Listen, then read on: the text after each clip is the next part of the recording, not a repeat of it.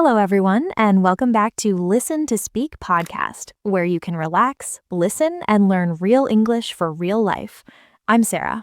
And I'm Ryan. We're really happy you're here with us today. So, Ryan, how's your day going so far? Honestly, I'm a little tired. I stayed up late last night finishing a report. Oh no, another late night? Yeah, but at least I learned some new business words from it, so silver lining. That's one way to look at it. Okay, before we do anything else, coffee? Definitely. I cannot start work without coffee. Same here. Okay, imagine we're walking to the office kitchen right now. And speaking of the office, today's topic is How do native speakers talk at work? Episode 1. Yes, a lot of you ask us, what do native speakers really say in the office? Not textbook English, but real office English. So today, we'll show you how English speakers really talk at work. When they say hello, when they send emails, when they chat near the coffee machine, and when they message each other at work. We'll learn useful phrases and we'll practice them in real situations. All right, coffee in hand, let's start our work day. So imagine it's Monday morning. You walk into the office. What do people usually say? The classic one. Morning. Yes, not always good morning, often just morning. You can also hear, hey, how's it going? How are you doing? Or simply, how's your day going so far? And a very common one in offices, Happy Monday, even if nobody is really happy about Monday. Yeah, happy Monday is kind of a joke sometimes. Let's show a quick example. Acting mode on. Morning, Ryan. Morning, Sarah. How's it going? Pretty good. A bit tired, but good. How about you? Busy, but good. There it is. Busy, but good. Native speakers love that one. Yes, it means I have a lot of work, but I'm okay. You can also say, not bad, thanks. Pretty good. Can't complain. Can't complain literally means I could complain, but I won't. It's a friendly answer. So if someone asks you, how's your day going so far? You can say, not bad, thanks. Busy, but good. That already sounds very natural. Okay, now imagine we sit down at our desks. First thing most people do? Check email. Exactly. Open laptop, check email, maybe open chat apps like Slack or Teams. Let's talk about how native speakers start professional emails. Good idea. I see a lot of learners write things like respected sir or dear sir/madam in every email. That's very, very formal and not common inside a modern company. So how do we usually begin? If you know the person, you can say, hi, John. Hi, Anna. Or, hello, Sarah. Hi plus name is friendly and professional. If it's more formal or you don't know the person well, you can say, Dear Mr. Smith or Dear Miss Lee. If you don't know the name at all, you might see things like Dear Sir or Madam or To Whom It Concerns, but that's very formal and more common in letters or official emails. Inside a company, usually we use names, so try to find the person's name if possible. After the greeting, we often add a polite first sentence like, I hope you're doing well, I hope you're having a good day. Or, I hope this email finds you well. That one is a bit formal, but very common in emails. So a simple email start could be, Hi Anna, I hope you're doing well. I wanted to ask about the new project timeline. That sounds very natural. A big question our listeners have is, how do I ask for something politely in an email? Yes, many people write things like, send me the file. Check this report. Those are not wrong, but they can sound a bit direct or even rude in English office culture. So instead, we use magic phrases like, could you please? Or, would you mind? For example, instead of send me the file, say, could you please send me the file? Instead of check this report, say, could you please check this report? Or a little more formal, would you mind reviewing this report when you have time? Much softer, much more polite. Let's do a mini transformation. I'll say the direct version, you say the polite version. Okay, let's go.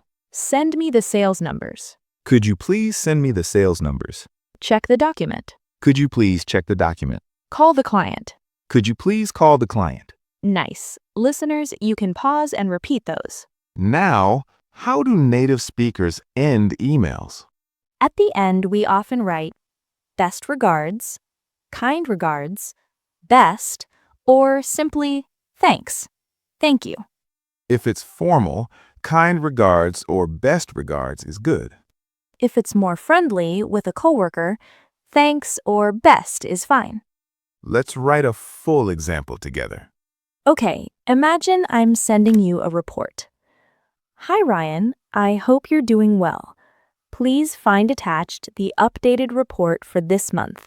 Could you please review it and let me know if you have any questions? Kind regards, Sarah. That's perfect business English. Clear, polite, not too long. Another big problem. What do you say if someone doesn't answer your email? Yes, sending a reminder. You don't want to sound angry. A good reminder email could be, Hi John, just following up on my previous email about the meeting next week. Could you please let me know if you are available? Thanks, Sarah. Just following up on my previous email is a very useful sentence. If it's more urgent, you can say, Hi Anna, I just wanted to check if you had a chance to look at my previous email. We need the information by Friday. Thank you, Sarah. Still polite, but shows it's important. Key idea: short plus clear plus polite.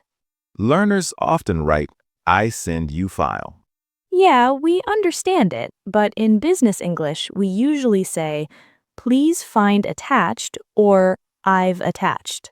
For example, please find attached the report for Q3. I've attached the file for your reference. That sounds very natural in emails. Okay, I'll try one. Hi, Sarah. I hope you're doing well. I've attached the presentation for tomorrow's meeting. Could you please take a look and share your feedback? Thanks, Ryan. Perfect. That's exactly what native speakers write.